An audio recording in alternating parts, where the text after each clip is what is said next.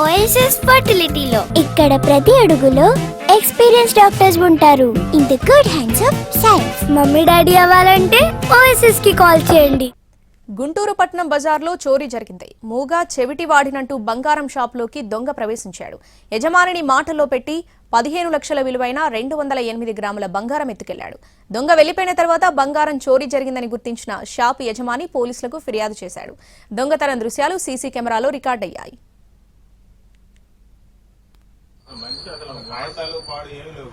Mask కూడా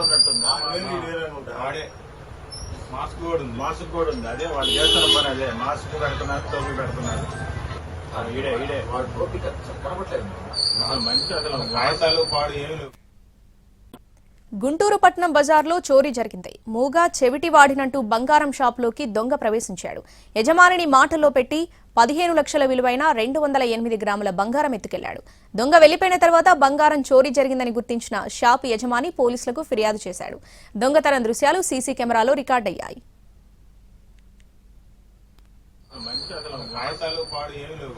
mask కూడా ఉన్నట్టుంది.